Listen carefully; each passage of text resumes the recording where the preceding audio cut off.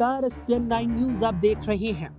छत्तीसगढ़ में आज पहले चरण के तहत 20 सीटों पर मतदान होने वाला है। इसके बाद बची हुई 70 सीटों के लिए दूसरे चरण की वोटिंग 17 नवंबर को होगी।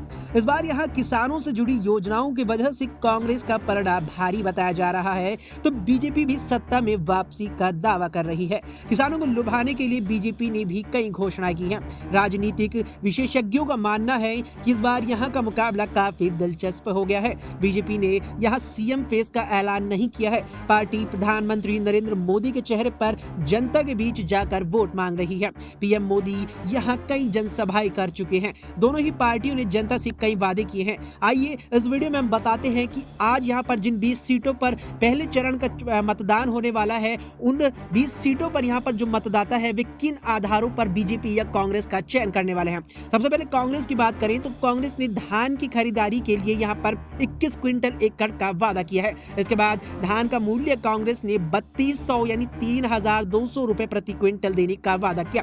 इसके अलावा कांग्रेस ने 17,50,000 परिवारों को आवास देने का वादा किया है। तो वहीं तेंदुपत्ता पर कांग्रेस ने 6,000 रुपए प्रति मानक बोरा का वादा किया। इसके बाद तेंदुपत्ता पर बोनस की बात करें तो कांग्रेस का कहना है कि वो सत्ता में आती है तो 4,000 रुपए हर साल देगी। इसके अलावा भूमिहीन मजदूरों को कांग्रेस 10,000 रुपए हर साल देने का वादा किए है। इसके अलावा यहाँ कांग्रेस ने किसानों के स्वास्थ्य के लिए 10 लाख रुपए तक का मुफ्त इलाज का भी वादा किया है। तो गैस सिलेंडर पर कांग्रेस ने 500 रुपए की सब्सिडी देने की बात कही है। तो वहीं सामाजिक स्तर पर देखें तो कांग्रेस का कहना है कि वो सत्ता में आती है तो वो छत्तीसगढ़ में जातीय जनगणना कराएगी। इसके अलावा कांग्रेस ने 200 यूनिट फ्री बिजली और किसानों के कर्ज माफ करने का भी वादा किया है।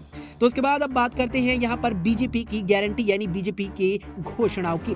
बीजेपी ने धान की खरीदारी के लिए 20 क्विंटल एकड़ का वादा किया। इसके बाद धान का मूल्य बीजेपी ने भी यहाँ कांग्रेस के समान यानी 3200 यानी कि 3,200 रुपए प्रति क्विंटल देने का वादा किया है। तो फिर बीजेपी ने 18 लाख लोगों को आवास देने का वादा किया, जहां यहाँ कांग्रेस ने करीबन 17.5 लाख लोगों को आवास देने का वादा किया है। तो कांग्रेस के जवाब में बीजेपी ने एक कदम आगे बढ़कर यहाँ 18 लाख लोगों को आवास देने का वादा किया। तो यहाँ पर बीजेपी 5500 रुपए प्रति मानक बोरा वादा कर चुकी है तेंदुपत्ता यहाँ समुदाय पर। इसके बाद तेंदुपत्ता पर बोनस की बात करें तो बीजेपी ने 4500 रुपए हर साल देने की बात कही है। फिर यहाँ बीजेपी ने भूमिहीन मजदूरों को 10,000 रुपए हर साल देने का वादा किया है। तो फिर किसानों के स्वास्थ्य की बात करें तो बीजेपी ने भी एकदम यहाँ कांग्रेस की तरह 10 लाख रुपए तक का मुफ्त इलाज का वादा किया है। इसके अलावा गैस सिलेंडर पर भी बीजेपी का वादा कांग्रेस के समान एकदम है, यानी कि कांग्रेस की तरह ही यहाँ बीजेपी ने भी छत्तीसगढ़ की जनता को 500 रुपए में गैस सिलेंडर मुहैया कराने की बात की है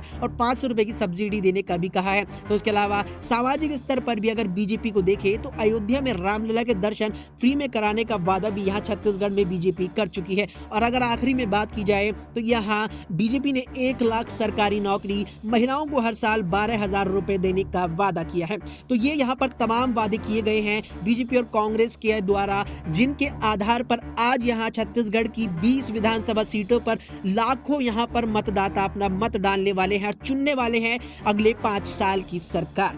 फिलहाल के लिए इस वीडियो में इतना ही। देश और दुनिया की तमाम खबरों को लेकर अपडेट रहने के लिए आप देखते रहें एसपीएन 9 न्यूज।